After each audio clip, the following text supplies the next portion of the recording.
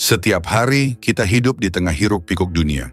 Di tempat kerja, di rumah, di jalan, bahkan di dunia maya, selalu saja ada orang-orang yang berkata atau berbuat hal-hal yang bisa memicu emosi kita.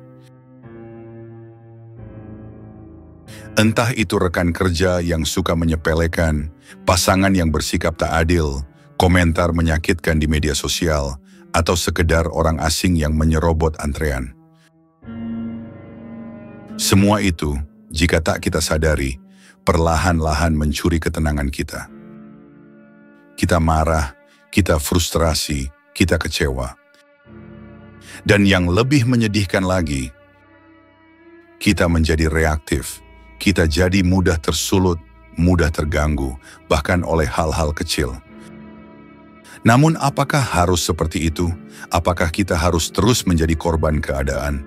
Haruskah kedamaian hati kita bergantung pada sikap orang lain? Dan para filsuf Stoik sudah menjawabnya ribuan tahun lalu. Stoikisme bukan ajaran untuk menekan perasaan, tapi seni untuk mengarahkan emosi pada jalur yang sehat dan kuat. Hari ini, kita akan menyelami inti dari ajaran Stoik untuk menjawab satu pertanyaan besar. Bagaimana agar kita tidak mudah emosi atau terganggu oleh siapapun?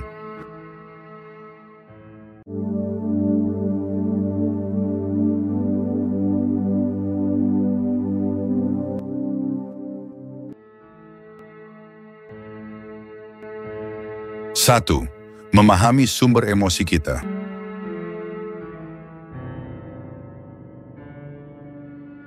Kita sering berpikir bahwa emosi kita dipicu langsung oleh tindakan atau kata-kata orang lain. Misalnya, seseorang menghinamu. Seketika kamu marah, maka kita menyimpulkan, aku marah karena dia menghina. Tapi seorang filsuf Stoik akan berkata, bukan hinaannya yang membuatmu marah, tapi penilaianmu sendiri terhadap hinaan itu. Ini adalah pergeseran cara berpikir yang sangat mendalam.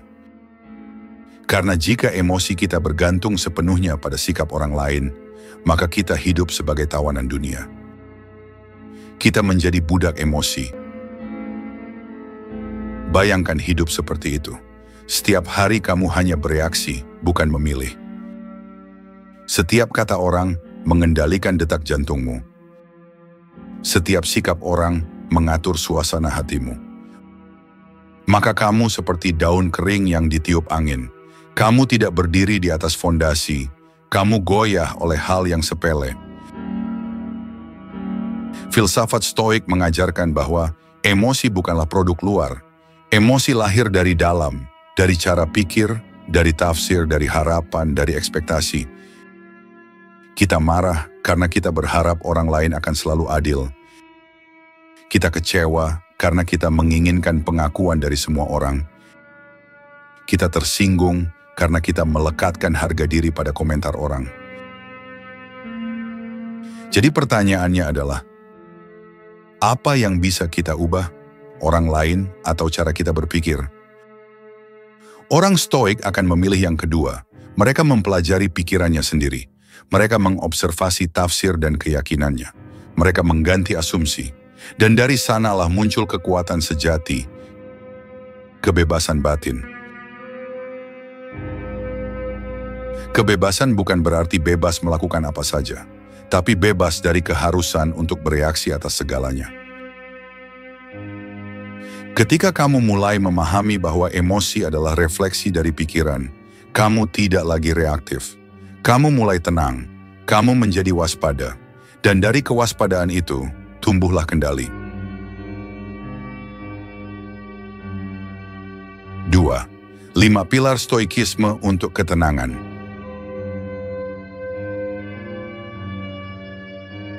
Pilar 1. Dikotomi kendali, the dichotomy of control. Kita tidak bisa mengontrol sikap orang, tapi kita bisa mengontrol respon kita. Kamu tidak bisa mencegah orang berbohong, tapi kamu bisa memilih untuk tidak ikut berbohong. Kamu tidak bisa menghindari komentar pedas, tapi kamu bisa memilih untuk tidak membalas dengan racun. Saat kamu hanya fokus pada hal-hal yang bisa kamu kendalikan, kamu membebaskan dirimu dari beban yang tak perlu. Ini bukan sikap pasrah, tapi sikap bijak. Epictetus berkata, apa yang bisa kamu kontrol? Keputusan, niat, dan tindakanmu sendiri. Pilar 2, latihan mental, premeditatio malorum. Stoik mengajarkan untuk membayangkan hal-hal buruk sebelum hal itu terjadi. Bukan untuk menjadi pesimis, tapi agar kita siap secara mental. Bayangkan ada orang yang akan menuduhmu tanpa dasar. Bayangkan temanmu akan mengecewakanmu.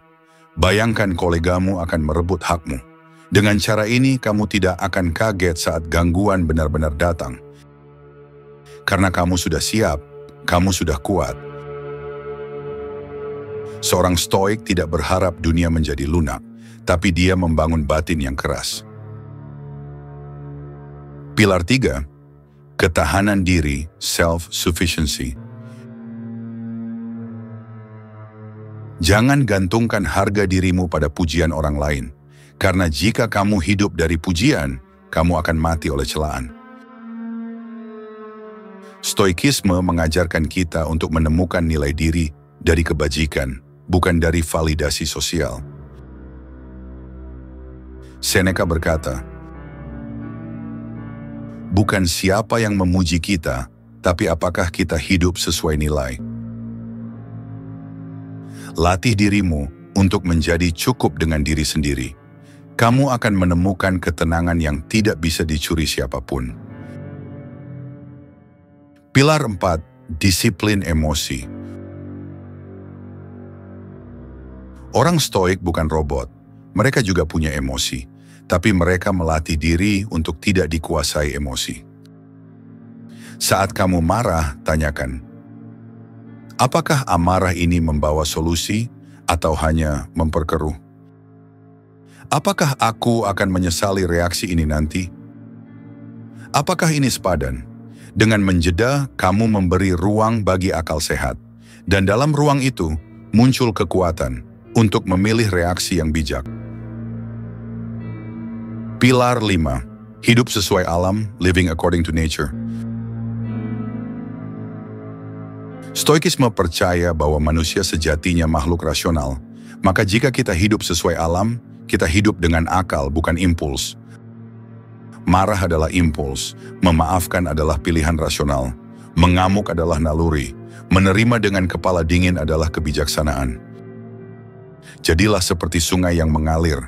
Ia bisa menghantam batu, tapi ia tetap mengalir. Ia tidak berhenti karena gangguan, dan akan terus menuju laut.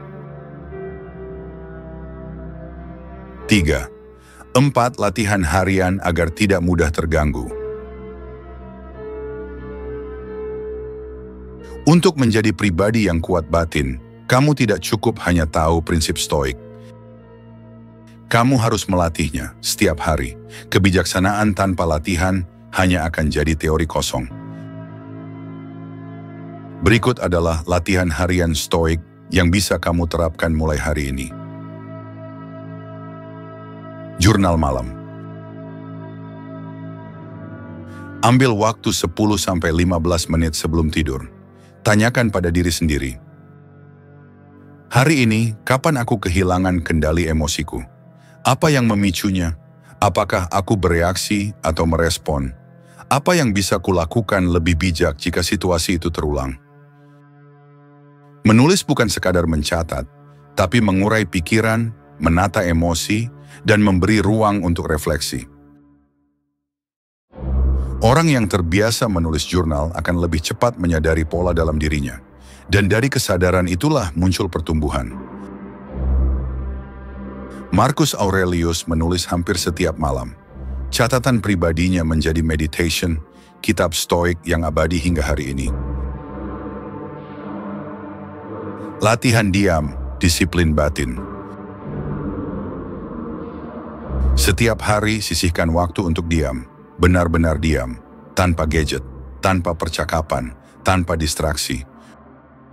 Gunakan momen itu untuk menyadari suara di dalam dirimu. Kadang justru di tengah diam, kamu menyadari betapa bisingnya pikiranmu sendiri, dan di sanalah kamu belajar mengenal dirimu. Latihan diam juga mengajarkan satu hal penting. Tidak semua hal perlu ditanggapi. Kadang jawaban terbaik bukanlah argumen, tapi keheningan yang kokoh. Visualisasi rintangan, premeditatio malorum. Setiap pagi sebelum beraktivitas, bayangkan, orang akan membuatmu jengkel hari ini, akan ada penolakan, akan ada gangguan, akan ada kesalahan. Tapi bayangkan juga dirimu merespon dengan tenang. Bayangkan dirimu tidak terpancing. Bayangkan dirimu menjadi kokoh seperti karang di tengah badai. Latihan ini akan menyiapkan mentalmu. Maka ketika gangguan benar-benar datang, kamu tidak panik. Karena kamu sudah melatih mentalmu sebelum dunia mengujinya. Tarik napas sebelum menjawab. Kebanyakan orang terganggu bukan karena masalah, tapi karena impulsif. Latihan sederhana. Setiap kali kamu ingin menjawab sesuatu, tarik napas, hitung sampai 5. Dalam jeda itu, kamu akan terhindar dari kata-kata yang nanti kamu sesali. Dalam jeda itu, kamu memberi ruang bagi akal sehat untuk bicara. Itu bukan kelemahan, tapi itu adalah kedewasaan. 4. Studi kasus tokoh Stoik. Filsafat Stoik bukan sekadar teori yang indah di atas kertas. Ia pernah hidup dalam tindakan nyata di tengah tekanan hidup yang sangat besar.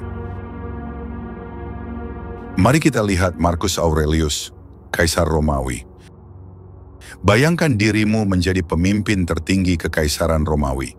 Setiap keputusanmu menentukan nasib jutaan orang. Setiap hari kamu menerima kabar tentang pemberontakan, wabah, dan pengkhianatan.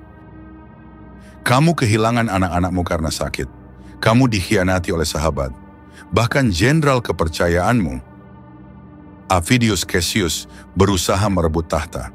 Tapi dalam tekanan itu, Marcus tidak kehilangan kendali. Dia tidak mencaci, tidak membalas dendam membabi buta. Dia menulis dalam catatannya, kita temukan bukan kemarahan, tapi kedalaman refleksi. Ketika kamu bangun pagi, ingat bahwa hari ini kamu akan bertemu orang yang sombong, tidak tahu berterima kasih, dan kasar.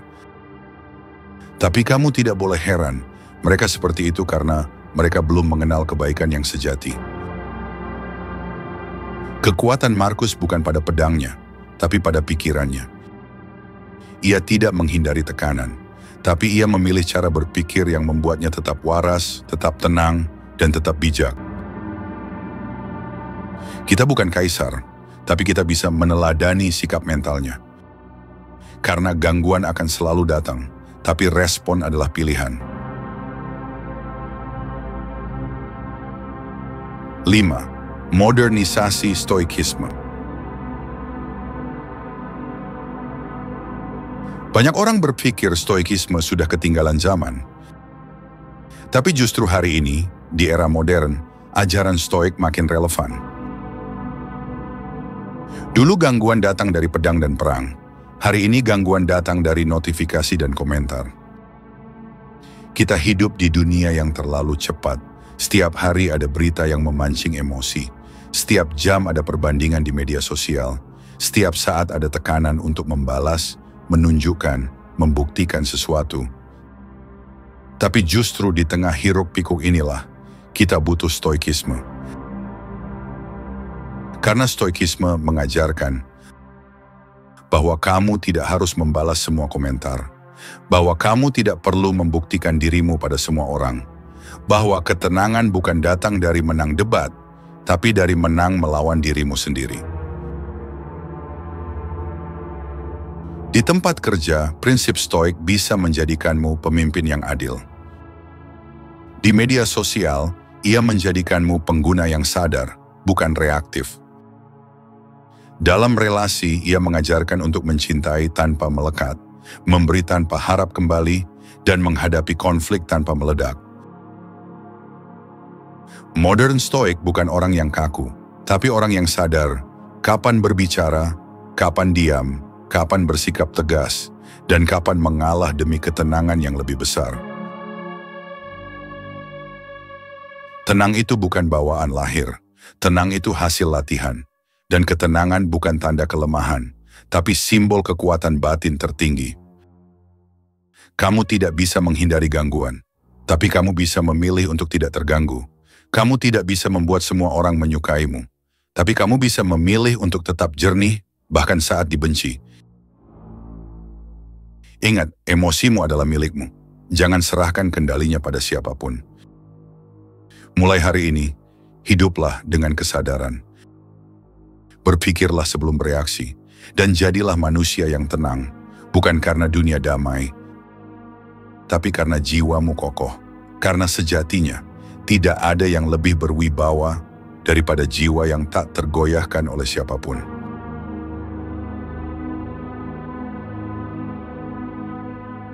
Jika kamu merasa narasi ini menyentuh hatimu, jangan simpan sendiri.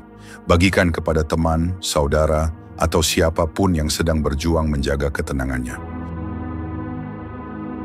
Mari bersama-sama membangun dunia yang lebih tenang, dimulai dari diri sendiri.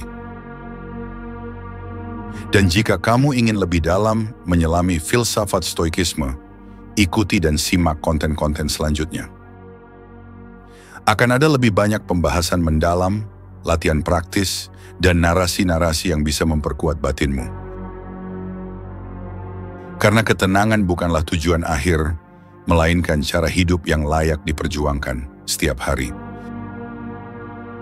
Sampai jumpa di video terbaru berikutnya. Tetap jernih, tetap tenang, tetap kuat.